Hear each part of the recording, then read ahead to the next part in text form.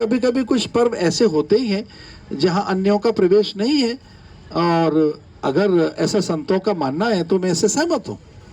आपको भी लगता है कि यहाँ पर मुस्लिम धर्म से मैं ये कह या रहा उस हूं- समुदाय से ताल्लुक रखने वाले लोगों की दुकानें नहीं होनी चाहिए? मैं कह रहा हूं सब आए, लेकिन यह पवित्रता हमारी बाधित होगी तो वो लोग यहाँ ना आए जो हमारी पवित्रता को बाधित करते हैं।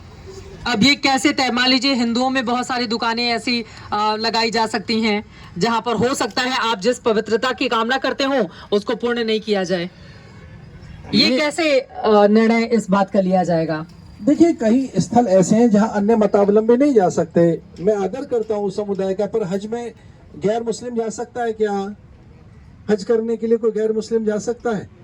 जब अन्य स्थानों पर अन्य मतावलंबियों का प्रवेश नहीं है, तब किसी विशेष पर्व पर अन्य मतावलंबियों को भी सहयोग करना चाहिए, उन समुदायों का आदर करना चाहिए, उन समुदायों का के मान बिंदुओं को एक तरह से उनके रक्षण संवर्धन के लिए आगे आना चाहिए। ऐसी जिद क्या है कि हमें उसी समय दुकानें लगानी है? पहले तो आप कह रहे थे मंदिर जाने से कोई पेट भरेगा क्या, मंदिर जाने से कोई आर्थिक उन्नति होगी क्या, और अब ये मंदिर ही है जो सबके पेट भर रहा है, ये कुंभ ही है जो एक तरह से आर्थिक उछाल लेकर आया है।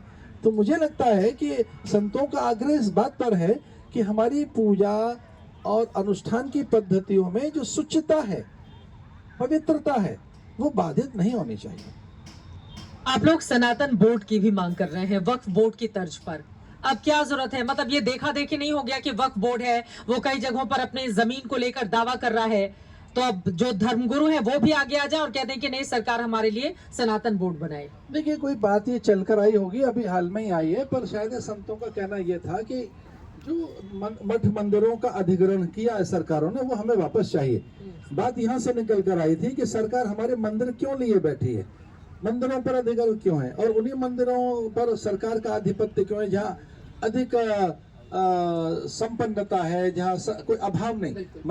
मंदिर ही देखने हैं सरकारों ने, तो उन मंदिरों को ले जहाँ पर साधनहीनता है, अभाव है, जहाँ पर हरितिमा नहीं है, परकोटे नहीं बने हैं, जीर्ण शीर्ण अवस्था में, वह विद्यालय नहीं चल रहे हैं। तो संतों का ये कोई एक मत था कि Hindu money for Hindu cause, हमारा पैसा लेकर आप ट्रेजरी में पैसे जमा कर रहे हैं, हिंदू मंदिरों के पैसे से लेकर आप सैलरी दे रहे हैं, तनख्वाह दे रहे हैं, हिंदू मंदिरों का पैसा लेकर आप सरकारी वाहन खरीद रहे हैं, हिंदू मंदिरों का पैसा लेकर आपके अधिकारी विदेशों में पर्यटन करने जा रहे हैं, अथवा तो आपकी सरकारी मीटिंगें वहां हो रही हैं।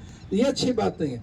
तो ये कहा गया था कि हमारे मंदिरों का अधिग्रहण जो सरकार ने किया है वो हमें वापस चाहिए, उन संप्रदायों को उन्हें सौंपे, और उसकी व्यवस्था करने वाला कोई एक कोई व्यवस्था होनी चाहिए। फिर बाद में सनातन बोर्ड आया, सब आई, ये सब चीजें तो हम कब से कर रहे हैं। मैं आचार्य सभा का अध्यक्ष हूँ, अथवा तो विश्व हिंदू परिषद की ये चिरकालिक मांग रही है, धर्म संसद के द्वारा भी।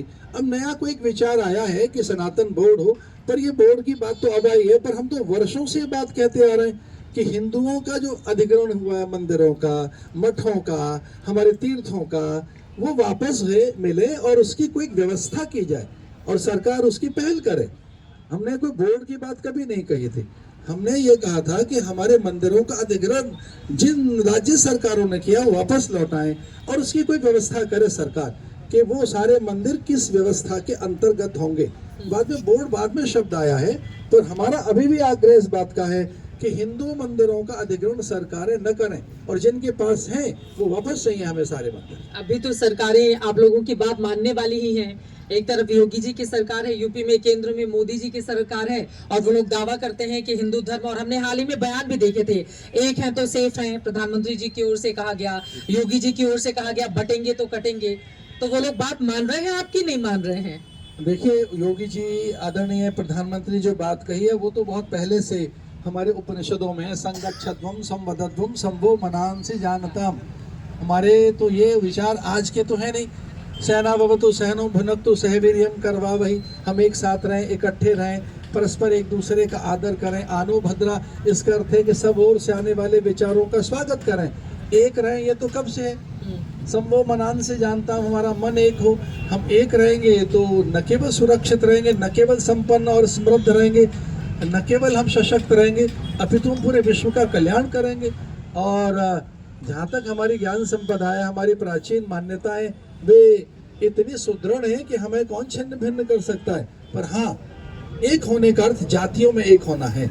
एक होने का अर्थ अलग अलग संप्रदायों में बटे हुए हिंदू एक हों।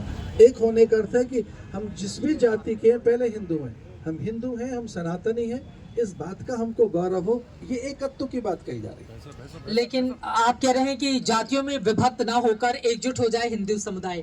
वहीं दूसरी तरफ तमाम ऐसी राजनीतिक पार्टियां हैं, जैसे पीडीए का नारा इसी उत्तर प्रदेश में दिया जा रहा है, पिछड़ा, दलित और अल्पसंख्यक जिसकी बात निकाली गई है। तो फिर क्या उन लोगों की बातें गलत हैं? दलगत राजनीति जो कर रहे हैं वे अपना लाभ लेने के लिए कोई जाति गणना की बात कर रहा है, कोई जातियों में बांट रहा है। मुझे तो अचंभा इस बात का है, जिन्हें अपनी जातियों का पता नहीं है वो जातियों की गणना की बात कर रहे हैं। जिन्हें अपने अस्तित्व का ही नहीं पता, अपने कुल देवता ग्राम देवता का पता नहीं है, जिन्हें अपने गोत्र का ज्ञान नहीं है, तो जातियों में देश को न बांटे, हम सब एक हैं। मैं तो ये कहना चाहूँगा। राहुल गांधी जी की ओर से कहा गया हमारी सरकार आएगी तो जातिगत जनगणना जरूर करवाएंगे। मैं कहूँगा सब जातियाँ समान हैं, सभी जातियाँ महान हैं, क्योंकि हम ईश्वर की संतान हैं। हमारे यहाँ कभी कोई झगड़ा था ही नहीं जातियों का, बल्कि आप जातियों में बांटकर देश को बांट देंगे। जातियों में न बांटे देश को, आप हम सब एक हैं। मैं तो ये भी कहना चाहूँगा, इस देश में दो लोग रहते हैं, हिंदू रहते हैं और दूसरे वो जिनके पूर्वज हिंदू थे, और कोई तीसरा रहता नहीं। वो लोग आपकी बात नहीं मानेंगे ना, आप कितना भी कहते रहिए आपके पूर्वज हिंदू थे, वो कहाँ मानने को तैयार हैं। देखिए, मैं इतना भी कहना चाहूँगा कि देर से बेर कोई भूल गया है, भटक गया है, घर लौटेगा। 22 करोड़ से ज्यादा